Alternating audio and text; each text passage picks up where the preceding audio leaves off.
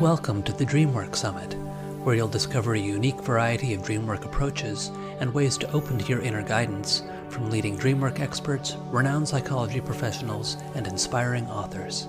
Share this powerful event with your friends and family, and join in our conversation on Facebook at The Shift Network.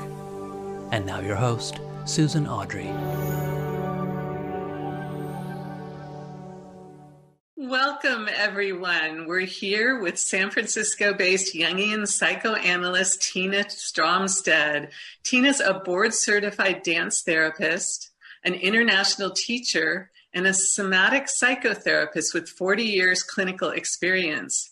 She's also the founding director of the Soul's Body Center, integrating Jungian depth work, somatics, and creative arts psychotherapies. Her somatic approaches include authentic movement, dream dancing, embodied alchemy, and soul body work. Welcome, Tina. It's so lovely to have you here with us today. Thank you. I'm very happy to be here and to talk with you. I'm so glad. Yeah. So there's an old adage that the body never lies. And I suspect that using dream dancing to interpret our nighttime dreams is in alignment with that.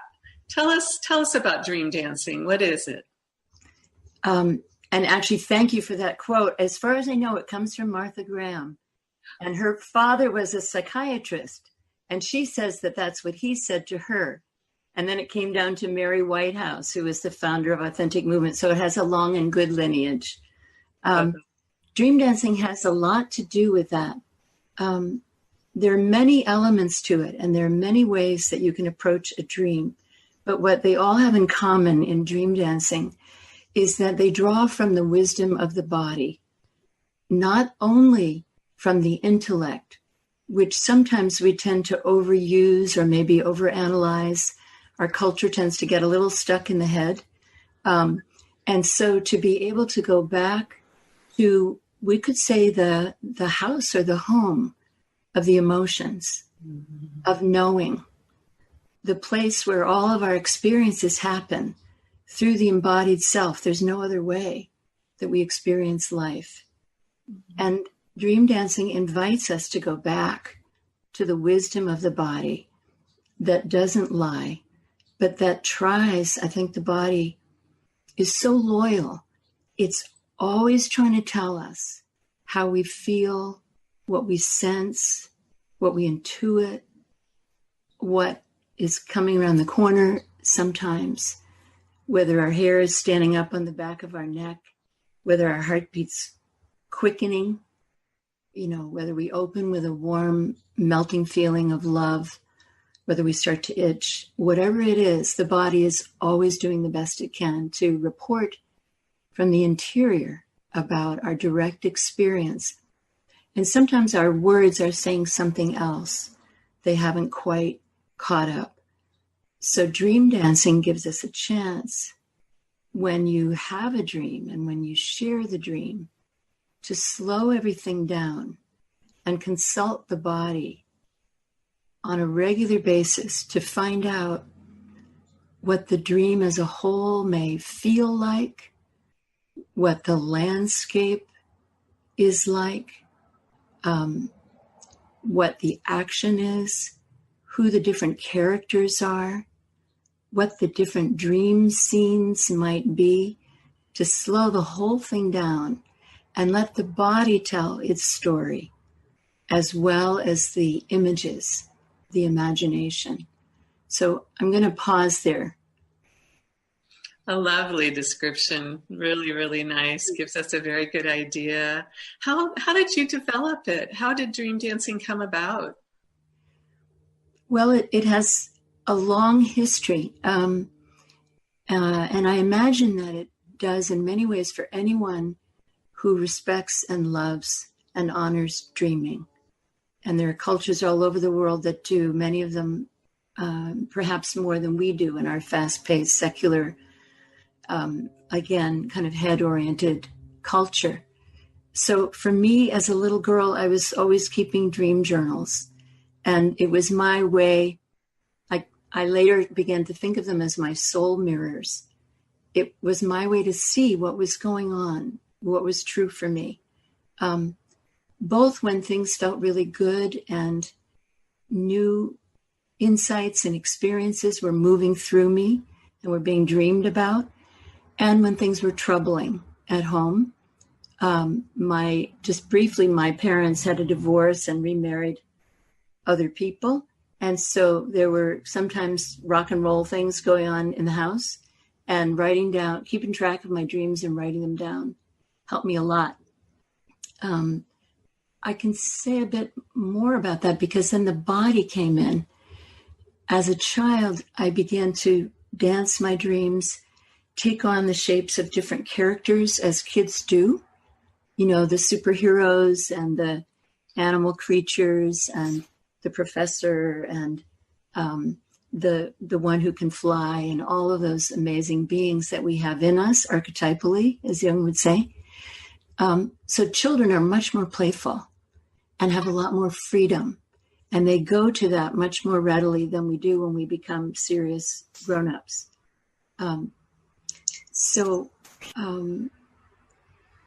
There were times when, well, let me just go back to the family for a moment. My experiences were a little bit like what was going on above the dinner table and what was going on below the dinner table.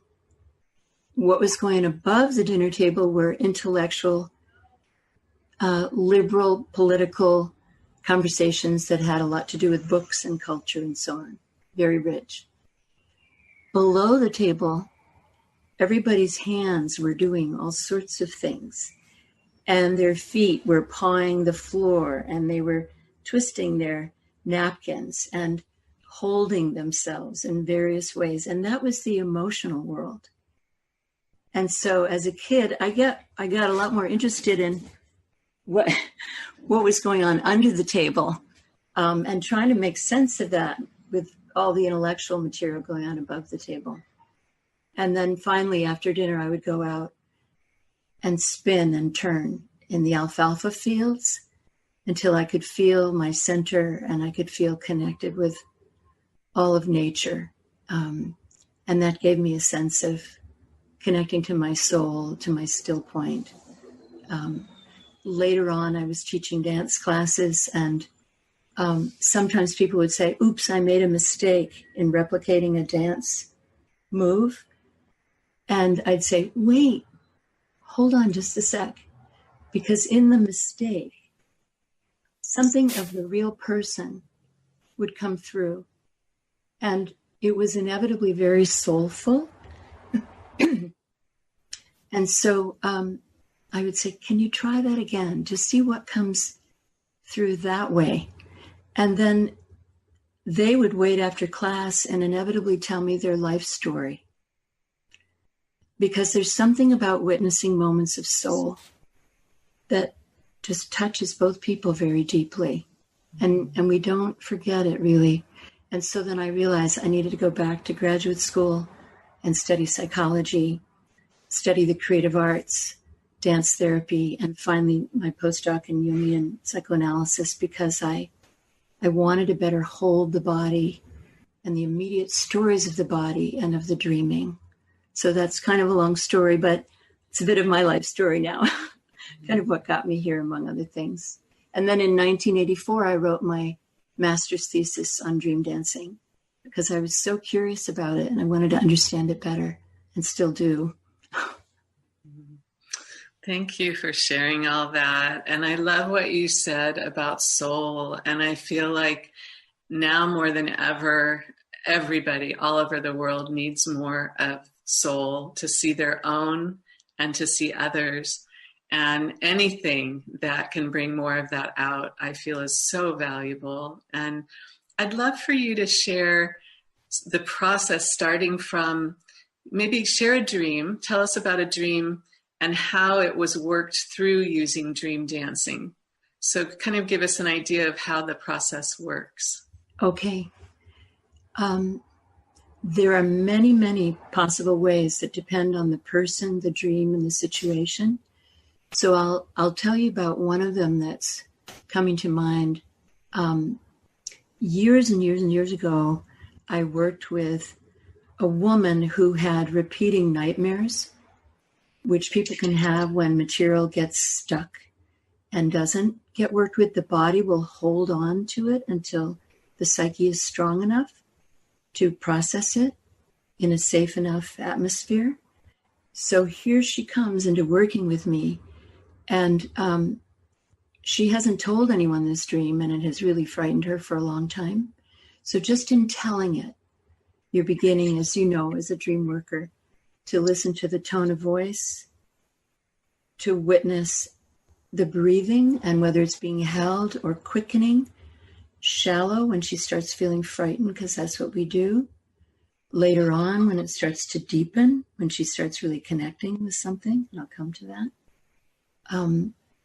The color of her skin, the body is beginning to tell the story, to tell the dream.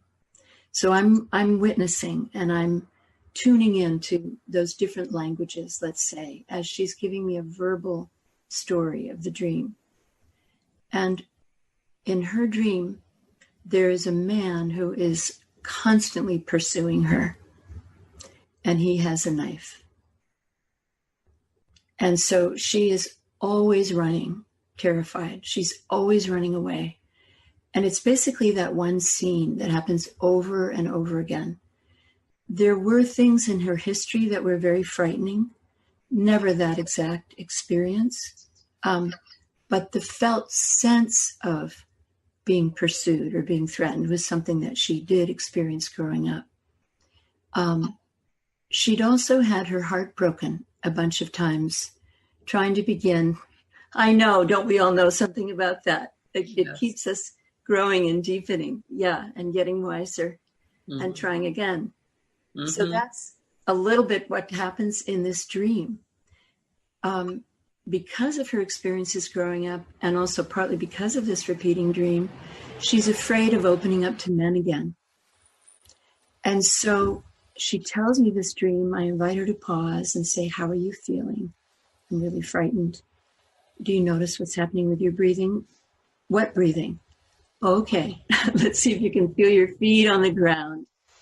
Give yourself some breath. And I wonder if you might be willing to try something that can draw on the wisdom that your body might have to help you with this dream, to move, to step back into the scene in a different way with more resources now than you had. And so she says, okay, and I'm always checking for feedback because I don't want to rush people. And that might not have happened for another 3 or 4 sessions. There's no rush. Even just introducing the idea can take time to drop in and digest. In this case, she said yes. And so she told it again very slowly. And I invited her to stop whenever she needed to feel her feelings. And then I'm speeding things up a little bit. I invited her to turn toward her pursuer instead of having her back always to him, so she could begin to see him. And it would be less of a mysterious, invisible monster, but more of a person in human dimension. So she paused and she felt her feet on the ground and breathed more deeply. We took time with that. How does that feel? Anybody you know? Do you recognize him? And so forth. She said, actually, it's somebody that I know from a long time ago. Oh, and so we talked a little bit about that. There's a place for talking. And then I said, would you be willing to switch roles with him? To, as you look carefully at his body and see the body attitude he's in, the position, and all these things, could you try that on and see what that feels like? So she did, first kind of timorously, and then she found herself in that shape. And she found the knife in her hand. It was a make-believe one. And I said, how do you feel? She said, strong, purposeful, assertive. I said, wow. She said, I don't feel those kinds of feelings. And I said, well, it seems that there's a dream character that has access to those. And so I gave her a pillow and invited her with her invisible knife to go into the pillow. And so she did, and it made a big sound and an impact. Her face began to flush. Her heart began to beat faster. And I said, is there anything, do you know what you're trying to do as him? And she said, as him, I'm trying to get through to her. I'm trying to get through to you. I said, you have hardened your heart. I'm trying to create an opening so that you can love again. And she remembered that she was too young to really help something happen with him way back then, but that he had traits that she really loved.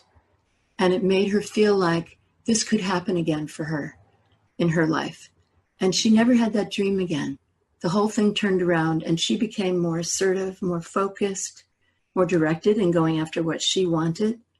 These had all belonged to her inner man, but now they were getting more integrated in her. And then we practiced those with other things in her current life, and she was able to embody it and live it more. Wow, that is so powerful. And it also shows us that, so the term dream dancing doesn't necessarily mean you're standing up and dancing. You're allowing the dream to dance through you and to come through you, and you're trying on different aspects of it, which sometimes may be our shadow side that we aren't owning. That was a beautiful explanation. Thank you. Thank you. Sometimes it does involve actual dancing, and sometimes, as you say, letting the dream dance itself through you moment by moment. And going more slowly can often help us connect with the feelings. Sometimes we move very quickly and it can be exciting, and you can get really great feel-good endorphins and do a lot of relating and pump it up with music. And I love all that. And sometimes I will put on music, African dance with a great rhythm, or things that are more sustained and softer to help people find qualities in themselves that a dream figure has that they want to continue to develop more. And music can support that, and letting the whole thing begin to unwind in a dance. And actually, when I tell you about one of the dreams on one of the videos, there's a little bit like that, a little bit of that in it. Well, good. Well, let's jump into one of the videos. It was so generous of you to provide us with these. The first one, the dreamer's dream, is called Crossing the Golden Gate Bridge. And we're going to get a glimpse at the beginning of the dream dancing process, so sort of the initiation phase. Did you want to say anything about that phase before we let the viewers take a peek? Yes, this was a dream that my colleague Margareta had, and she's also a wonderful teacher of authentic movement and so forth. So I want to credit her in that way. And she was excited about working on this together. So she said, what, I get to work on some of my own dreams? Yes. So in this dream, I'll just say the dream very briefly. She's standing at one end of the Golden Gate Bridge here in San Francisco, and she's looking across at Marin County where she lives. And she sees the water level as she takes her first step of the ocean begin to rise. And it looks like it's going to flood out the bridge, and she gets very frightened. But I encourage her to stay connected to her breath and her feet on the ground. And she has these wonderful shoes that she had as a kid called kickers. And as she felt into them, she said, they're quite grounded and I can spread my toes out in them. And so she starts to cross, the water comes up some more. She backs up a little and she turns, she feels a presence. And there's a gatekeeper, which is always an interesting image in a dream. And in this case, he's literally the person who knows about the Golden Gate Bridge. And he tells her, go slow, take your time, find your own way. Okay, let's take a peek. We'll have a little look.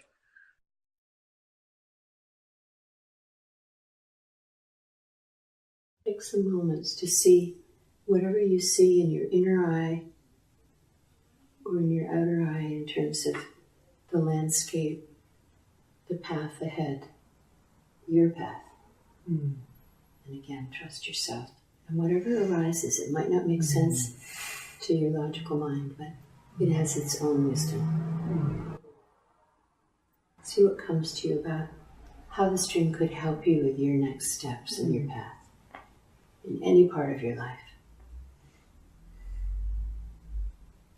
I notice when I let my eye go too far out, imagining the water, that's the temptation of all the worries and fears, and then I feel like I can lose my balance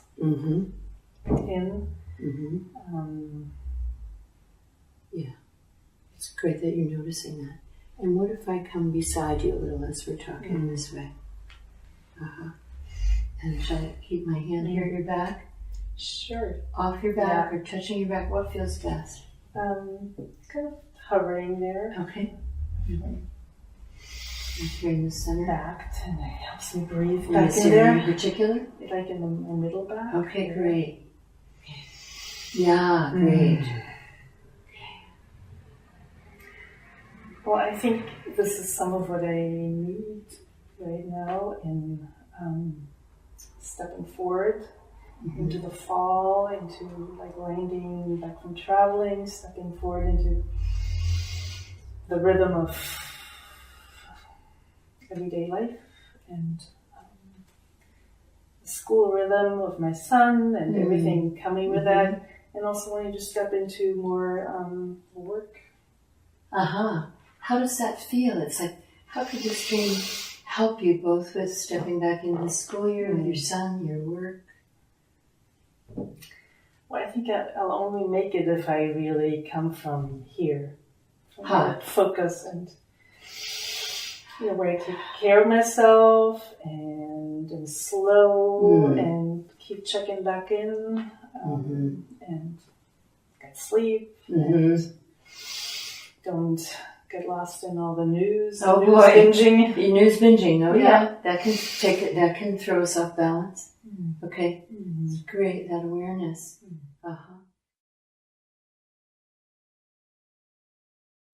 That was wonderful. It's really good to have some sort of a visual with how this process starts if you haven't seen it before.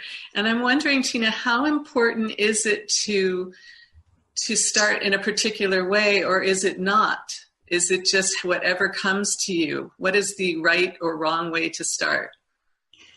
Again, it varies a great deal with the person. So a certain amount of it is intuitive, just from working with people over time and witnessing them as they're sharing the dream. Sometimes, for example, you'll see movements begin to grow out as they're speaking a part of the dream. Or I might invite them to pause and I'll ask them, if this dream were living in your body right now, which it is, what part of your body resonates most with it? Where do you feel the most heat or energy, aliveness? And as they slow down and tune into that, I might invite them to amplify the sensations they're feeling in there. Like right now, I can feel my heartbeat with some excitement in talking about it. And if I were to amplify that and support it with my breath, then you can see what that part of the body, how a movement is initiated, how it grows, how it kind of comes to a natural ending before beginning again. So here's a gesture that's growing out of the part of the body, in this case my heart, that was most deeply touched by a particular dream, or in a particular dream, let's say. So that's one way. Another way might be to invite the person to really describe slowly the landscape of the dream as they're telling you the dream. And then I might invite them to re-enter the dream and to let them imagine the landscape, imagine the action of the dream, all the characters and living beings in the dream, the objects in the dream, they all have meaning. And then to choose one that feels most alive. And again, to see the shape of that being or character and to gently embody it. And then see where the excitement in the body of that dream figure is, which is connected to the feeling tone, the energy, the qualities of that dream figure, and begin from there. So it really depends. Yeah. Sometimes I might ask them if they would like, if they want to put their hand on the place where they're activated, pause, close their eyes, and begin to move, letting the movement stem from that part of the body and go into an authentic movement experience or an active imagination and movement experience. In other words, following body sensations, emotions, movement impulses, so that your body becomes the teacher and you become the student. And sometimes I'll say, would you like my hand on your hand, which sometimes helps them feel more what's going on and feel supported. Or if they want my hand on their back or on their feet or somewhere else. Lots of choices. I often don't, but sometimes that helps. And there's a lot of respect about the body and when you would touch or not touch. And that helps them tend to feel it more, and then they might just lift the hand when they're ready and proceed into the movement. There's such a richness to all of this, and I especially appreciate the slowing down and the allowing of an organic process to happen. A lot of times there's, you'll draw a picture or maybe journal and then close it and walk away.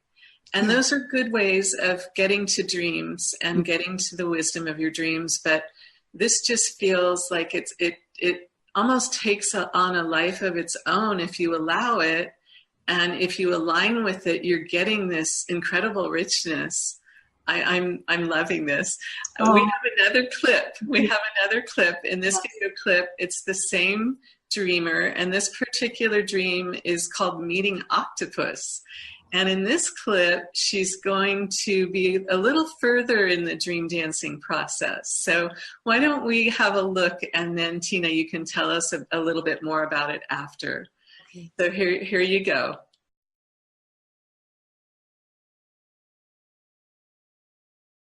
Still with eyes closed, let yourself linger in your experience a little bit longer.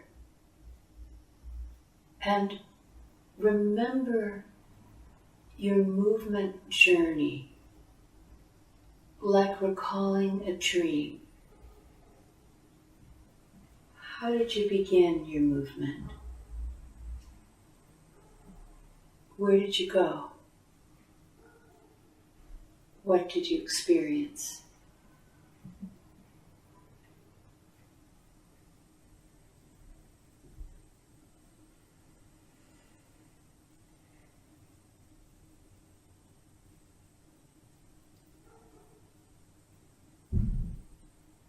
And when you're ready, let yourself return to a place in your movement that stands out to you somehow, that feels significant or puzzling or has some presence to it. See what calls to you, and let yourself return to that shape or movement or gesture. Yeah. Find it again and let yourself repeat it a couple or few times so you really get more of a sense of it, how it feels, what it's like. Discovering more about it for yourself.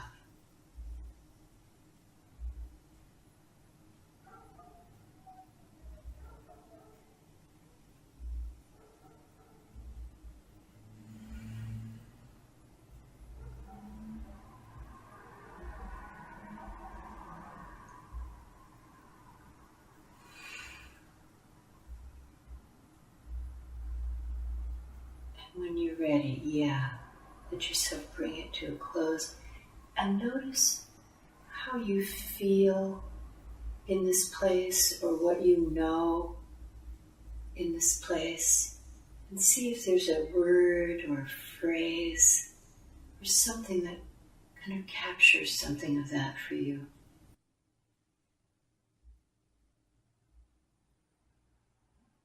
I feel fluid. And I'm holding. And feel held. Fluid, holding, and feeling held.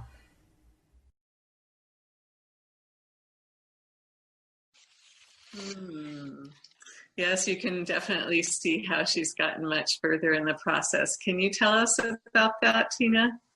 Yeah, in this particular dream, which happens at night, and it's always important, as you know, to be able to ask, when did you have this dream?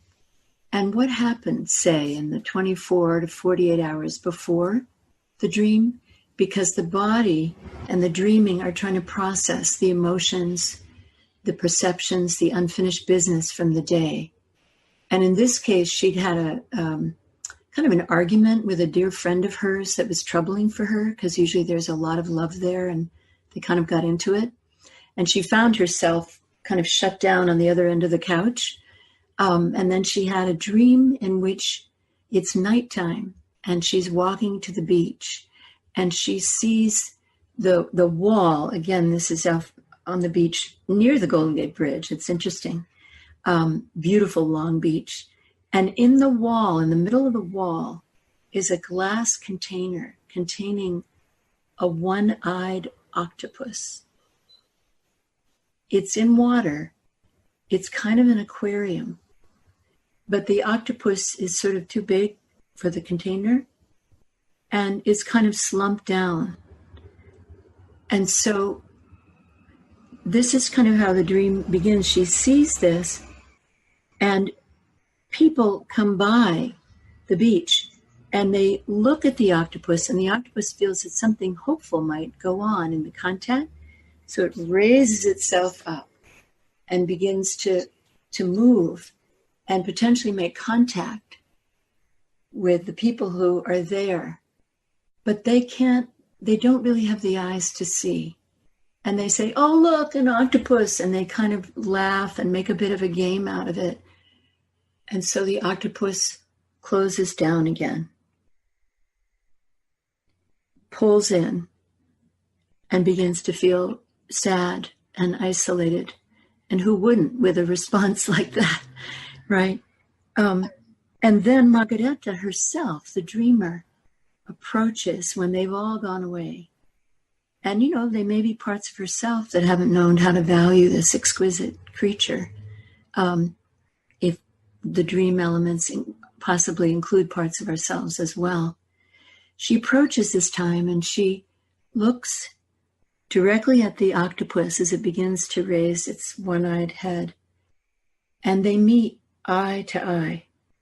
And there's this incredible sense of love and full-heartedness and wisdom in the octopus. And later I was struck, I mentioned this to her, that the word I can be puzzling. It can mean a number of things, as dreams often do. So it could be I coming into more of herself. And there's something about an I at the top on the seventh chakra that's very moving. I didn't talk with her about that because I didn't want to put a lot of extra stuff on it, and she'll see what she comes to, because that dream is continuing to work with and on her since we worked with it in the filming. So here's what happens in that. I invite her to tell me where she feels the dream scenes are, the important ones. She says, the octopus is down. The octopus rises up with the possibility of contact. The octopus goes down in hurt, isolation. And the octopus rises again, and there's something very soulful and a deep, deep, loving gaze that happens that helps her feel more centered and more present, and a sense of deep value, a kind of stillness and groundedness that she really needs in her life right now. And she's talked to me about how it's continuing to ripple the teachings from the dream. Thank you for that. You know, in listening to this, it's allowing me to sort of relive when I had the honor of taking one of your workshops and experiencing this myself.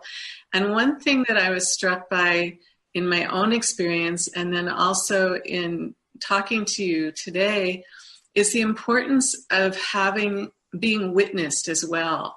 There's this safe container, and you're allowing this organic process to happen. But I just remember from when I was doing it that I felt so held by the others in my group. Can you speak to that a little bit? You're so right, Susan. It's a huge part of the work. The notion that you can explore parts of yourself that might be lesser known, that you might not value very much, you might overlook, might be a little scary. You might project onto other people, because we do project our shadow figures onto others. And so being able to experience them, embody them, and own them helps a lot in doing that less, which is something we also really need at this time in the way we're otherizing others, to go back to your soul point from earlier on. And so to feel that you can explore these inner figures, embody them without shame, really without fear. I mean, you might have a little, but you connect with it and you don't have to cut it off or dissociate or get on to the next subject. You can stay, you can linger with the feelings that are beginning to arise and get to know them better, because you know you're being contained in a safe space where you can practice experiencing, being moved by the wisdom and energy in the dream itself, in the presence of caring, safe people who are breathing with you and are not interpreting or judging. What they are doing is holding space for you with a lot of respect and regard and care. There's a lot of warmth in the room. And they're holding a still point, so you can feel a lot of freedom to move. And they're also paying attention to how your movement touches them, humanizes them. We both heal. We both, witnesses and movers alike, teach each other a lot. The witness is holding space, but they're often deeply moved and they touch into places in themselves they might not have visited for a while. Human to human, body to body learning. It's so true. So true. Yes, you did have us switch and be a witness as well in that workshop. And I did get so much out of that as well. How has this process, how have you seen this process help people from different walks of life? Oh, I think that, as you know, dreams are for everybody. We all dream. It's a richness, a treasure house that we can get access to every night. So no matter what profession, what part of the world we're from, how we spend our days, they're there for us. And so, again, to be able to be curious, to pause and ground and breathe and get interested enough in the gifts of the dream as they're passing through you in the morning when you wake, if you can write it down or talk into, now we have iPhones, you can talk into your iPhone, let it do the typing so you don't have to wake up too much. Therapists have a lot to learn because we stay connected with our own material and our own feelings and our own values. We continue to come back to that because we're working with lots of different kinds of people. Clients can learn to trust their own inner wisdom. So at a certain point, when they finish their work and all along the way, they have the wisdom of the dream maker inside that can guide them for the rest of their lives. Students can study it and learn from their inner embodied wisdom, not only from hitting the books. So that would be top down from the books, which is great. And this would be more bottom up or kind of heart out. Spiritual practitioners, I think, help to connect their spiritual practice with their embodied reality. So there's less of an opportunity or issue perhaps with sort of floating away, which we can do if we get a little too far into spirit. You know, it helps us stay grounded in our emotional reality as well, and to continue to integrate and let those deeply inform each other. Social activists, there's more of that going on now in our world. Very important. And there can be a tendency sometimes when we get socially active to jump onto a cause and lose our center, get whipped up by the crowd. Jung talked a lot about that. And of course, in his times, that was really happening. And there's a certain amount of that happening now with people feeling split, even in families, you know, and very activated. So to know thyself, as the adage goes, to come back to your own center, to your own truth in your dreams, to what you really value, how you're really touched in your own body, can help you stay on your own path, which Jung called individuation, instead of getting caught up in mass trances of various kinds. We can get caught up a little, get overwhelmed with the news, all that kind of stuff, and we can say, and what am I dreaming? And how am I feeling? And how can I get more centered in what's emerging and forming now? That's a place I can have something to offer the community, and hopefully the larger earth in some way too. That's a body too. That's our larger body. So true. Yeah. So true. Well, you know, we're coming to the end of our time here. I'd love for you to share with our viewers how they can find out more about this process and stay connected to you. Thank you. I'd love to see whoever would like to come. There are different kinds of possibilities.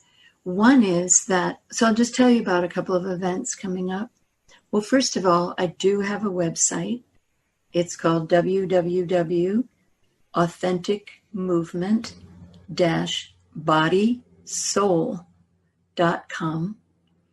And there are listings on there. And for people who have experience in authentic movement, every other summer I offer a week-long intensive of really working with the body through dreams and alchemy and nature and relationship and so forth in Tuscany, which is a wonderful place.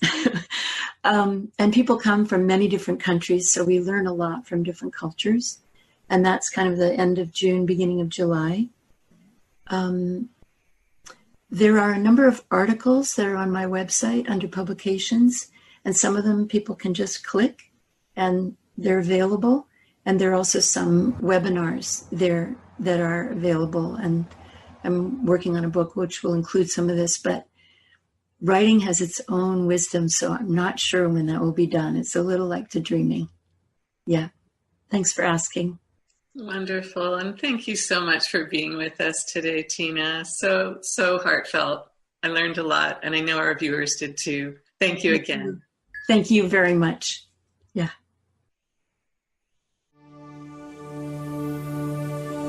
Thank you for joining us for the DreamWork Summit, brought to you by the Shift Network.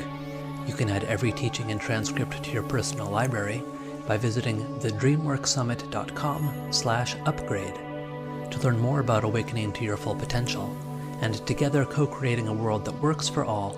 Visit theshiftnetwork.com. Thank you again for joining us and for sharing this life-changing information with your friends and family.